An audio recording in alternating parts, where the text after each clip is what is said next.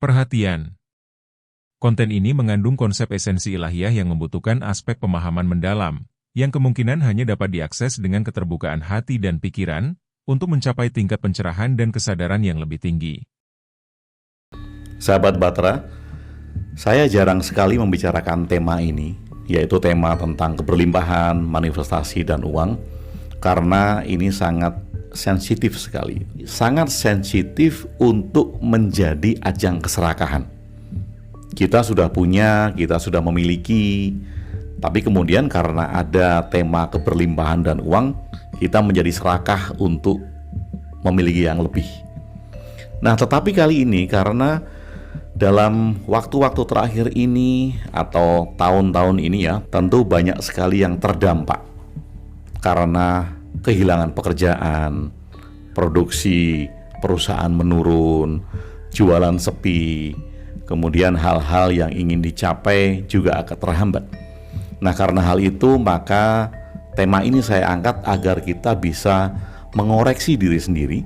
Apakah ada yang perlu kita perbaiki dari semua hal yang bisa kita lakukan tentang keberlimpahan dan uang ini? Baik, saya akan mulai dari sini. Apakah kita sudah cukup? Apakah Anda sudah cukup? Cukup dalam arti apa? Cukup dalam arti bahwa kita sudah mempunyai hal-hal yang mendukung kita di dalam kehidupan. Kita sudah punya rumah, kita sudah punya mobil, kita sudah punya tabungan, kita sudah punya investasi. Apakah itu cukup? Atau kalau kita mengatakan tidak cukup itu karena keserakahan, dan kita tidak berani untuk mengakui bahwa kita cukup. Keserakahan yang seperti apa? Mungkin saja di foto media sosial Anda baru saja melihat orang beli mobil baru, kemudian Anda ingin membeli mobil baru. Anda melihat di media sosial foto tentang rumah baru, padahal Anda sudah punya rumah. Kemudian karena hal itu keserakahan Anda muncul untuk memiliki rumah baru tersebut. Nah, hal-hal ini sebenarnya yang saya hindari agar kita benar-benar tepat untuk memaknai tentang keberlimpahan dan uang ini. Nah, tapi bagi Anda yang memang saat-saat ini, waktu-waktu ini sedang kesulitan untuk membangun kembali tentang rasa keberlimpahan dan uang di dalam hidup Anda, mari sama-sama kita koreksi. Mungkin ada yang tidak tepat, mungkin ada hal-hal yang belum kita lakukan sehingga keberlimpahan dan uang belum menunjang di dalam perjalanan Anda saat ini. Baik, saya mulai dengan hal yang sederhana. Mari tanyakan kepada diri Anda sendiri tentang pencapaian uang yang ingin Anda capai. Tapi tentu saja nilainya bukan nilai yang kecil. Misal, saya akan mendapatkan uang 100 juta atau saya akan mendapatkan uang 1 miliar besok, 1 minggu lagi, atau 1 bulan lagi. Oke, kasih waktu yang agak pendek, 1 minggu. Kemudian coba Anda tanya kepada diri Anda sendiri.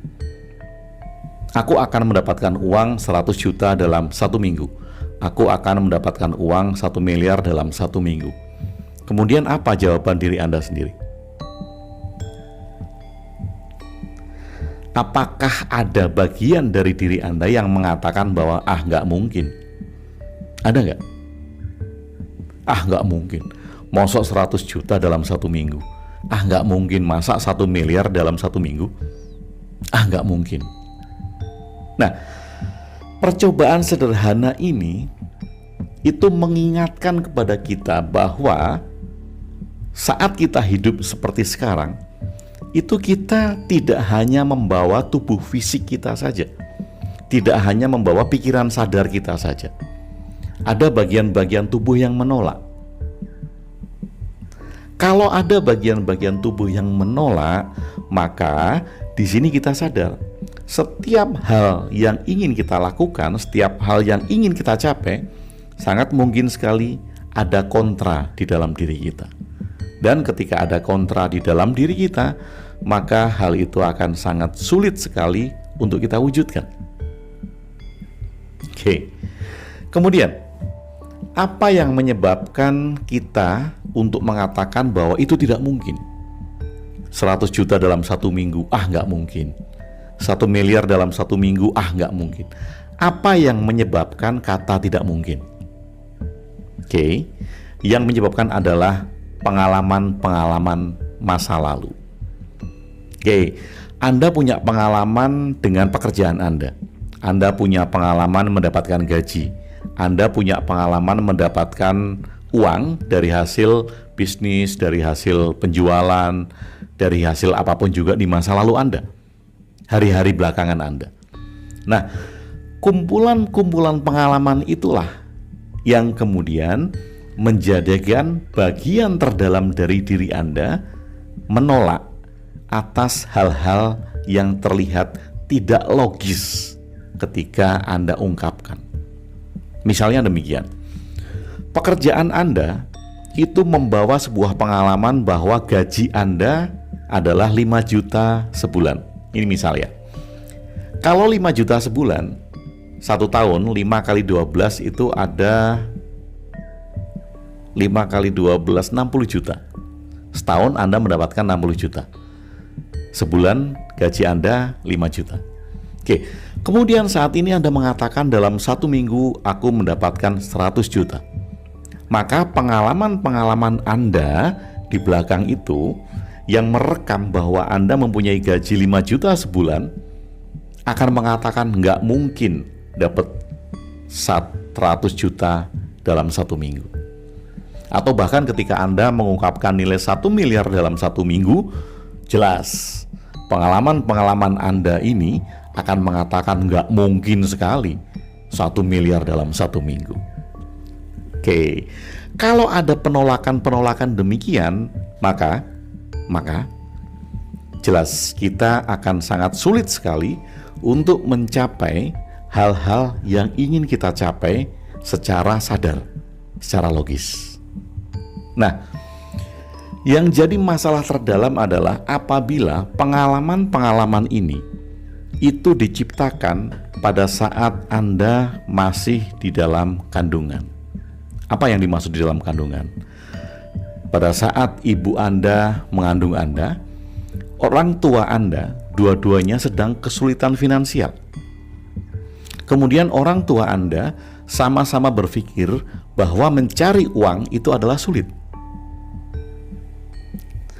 Dengan demikian Anda merekam pengalaman-pengalaman kesulitan untuk mendapatkan uang ini dan Anda bawa sampai sekarang. Nah, ini juga hambatan yang tidak terdapat di dalam tubuh fisik kita, tetapi dia menghambat. Karena apa? Karena rekaman-rekaman dari masa lalu itu akan menolak setiap kali kita membuat rencana-rencana logis. Setiap kali kita membuat rencana-rencana yang ingin kita wujudkan. Kemudian pengalaman-pengalaman yang direkam itu secara tegas mengatakan nggak mungkin. Dan sampai sekarang, mungkin saja Anda mengulang pengalaman-pengalaman yang memang kuat tentang keberlimpahan dan uang tersebut. Oke, kalau demikian, maka masalahnya di mana? Masalahnya adalah di orang bisa menyebut itu sebagai iman. Orang bisa menyebut itu sebagai keyakinan. Keinginan tentang keberlimpahan dan uang sebetulnya bisa diciptakan dengan iman yang sederhana. Bukan dengan iman yang kuat ya, tetapi dengan iman yang sederhana. Bagaimana sih iman sederhana itu? Oke. Kalau iman yang kuat, kita bisa menguatkan iman ini, keyakinan ini. Anda bisa melakukan visualisasi, Anda bisa melakukan afirmasi, Anda bisa melakukan vibrasi yang Anda bangun dengan perasaan-perasaan Anda. Tetapi iman yang kuat ini hanya didasarkan atas pikiran logis. Kita mungkin berpikir bahwa saya sudah bervisualisasi. Kita mungkin berpikir bahwa saya sudah berafirmasi.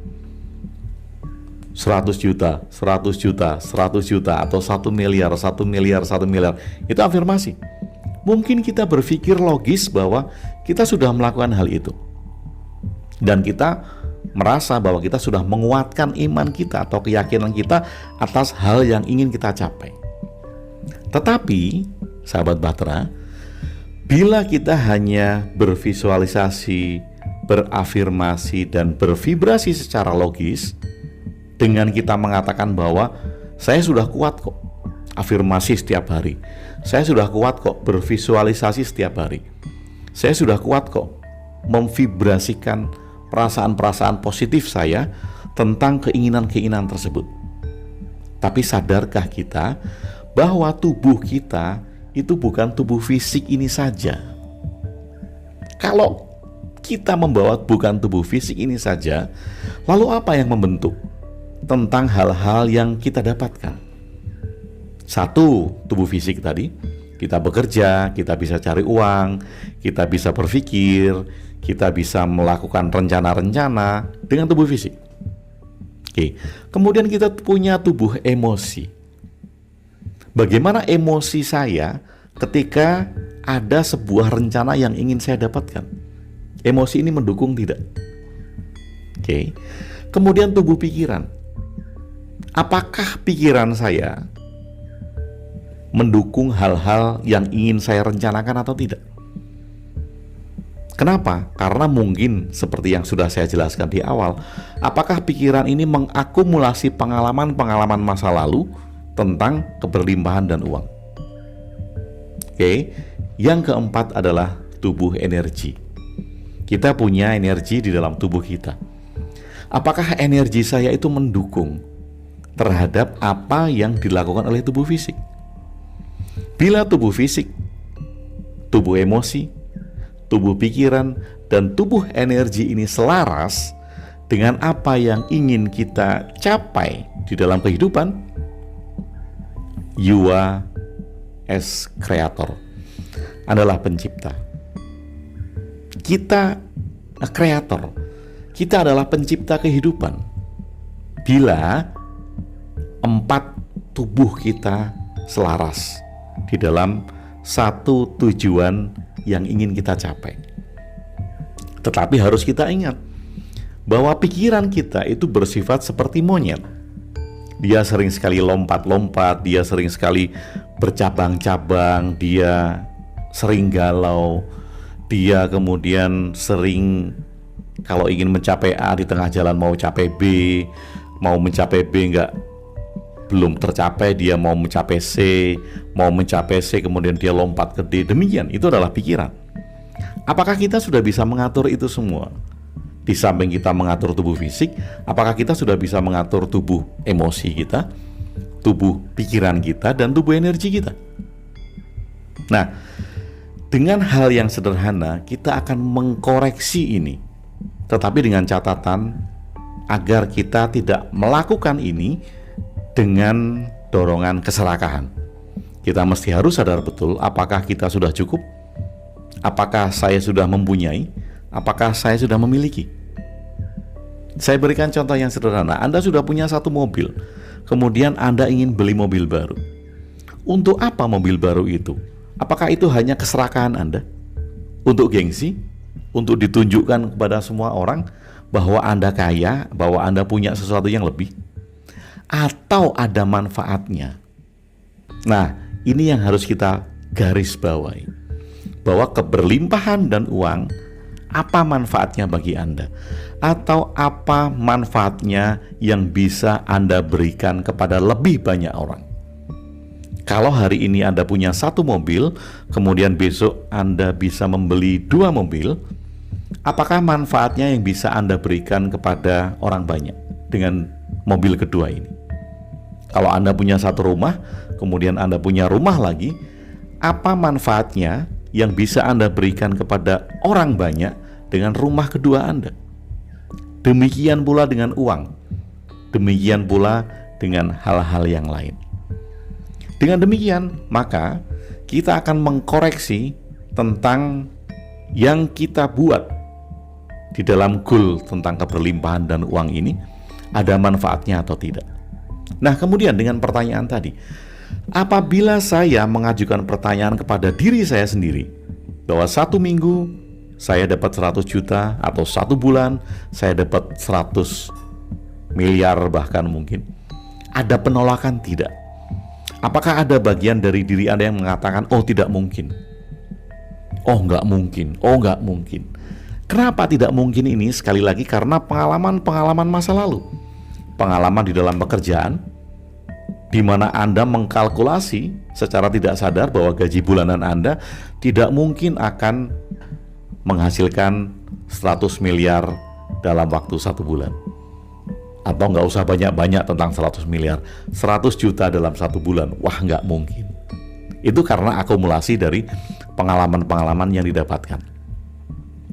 Kalau kita mau nyadari hal itu, maka kemudian kita lihat kembali sumber daya apa yang Anda punyai. Tentu saja, kalau saya tidak bisa apa-apa, saya hanya bisa diam di rumah, cuma nonton TV, makan tidur, nonton TV, makan tidur, nggak punya kemampuan apa-apa, tentu pikiran Anda akan mengatakan bahwa Anda tidak bisa menghasilkan hal-hal yang lebih dari yang Anda dapatkan sekarang. Tetapi bila kita menyadari bahwa kita punya sumber daya, saya mampu melakukan ini, saya punya keahlian ini, saya bisa melakukan ini, itu, dan segala macam, tentu pikiran kita akan mengatakan bahwa kita bisa berbuat banyak untuk bekerja sama mengumpulkan hal-hal tersebut. Nah, karena masalahnya menjadi kompleks, kita harus uraikan satu-satu.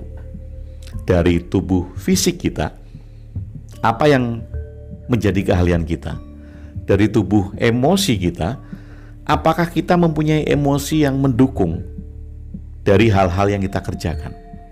Dari tubuh pikiran kita, apakah kita mempunyai pikiran-pikiran yang positif ketika goal-goal atau tujuan dari keberlimpahan dan uang itu kita buat? Dari tubuh energi kita, apakah kita mempunyai energi yang berapi-api pada saat kita mengerjakan hal-hal yang dilakukan oleh tubuh fisik?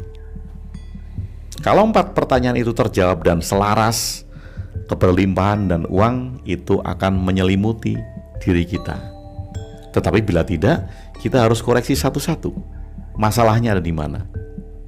Oke, sahabat Bahtera. Dalam tema kali ini, yang bisa Anda lakukan secara sederhana adalah menurunkan target realistis Anda, sehingga pikiran Anda, emosi Anda, atau energi Anda itu menyetujui berapa banyak sih yang ingin Anda capai dengan keberlimpahan dan uang ini. Maksud saya demikian. Kalau tadi Anda mengatakan bahwa 1 minggu 100 juta dan ada bagian diri Anda yang mengatakan tidak mungkin, turunkan target realistis Anda dari 100 juta jadi 50 juta. 1 minggu 50 juta. Ada yang menolak enggak dalam diri Anda?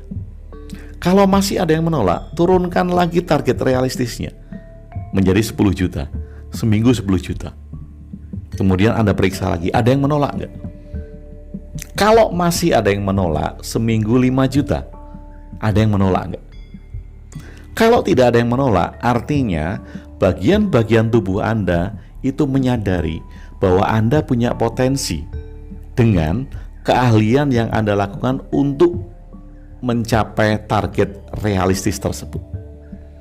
Nah, kalau target realistis tadi sudah Anda setujui, bagian-bagian tubuh Anda itu sudah menyetujui dan tidak mengalami penolakan, kemudian Anda mencapainya, next, Anda tingkatkan target realistis itu. Dari 5 juta yang tercapai, kemudian Anda tingkatkan jadi 10 juta. Kenapa? Karena kalau sekaligus 100 juta, pasti akan banyak penolakan. Karena pengalaman-pengalaman masa lalu yang mengatakan bahwa Anda tidak mungkin mencapai itu. Bayaran Anda nggak mungkin, keahlian Anda nggak mungkin. Maka kita perlu sedikit demi sedikit untuk menaikkan target realistis. Dari target realistis minimal yang disetujui oleh bagian-bagian tubuh kita. Hal ini sama seperti kita fitness, seperti kita gym. Nggak mungkin kita saat itu juga bisa mengangkat beban 100 kilo.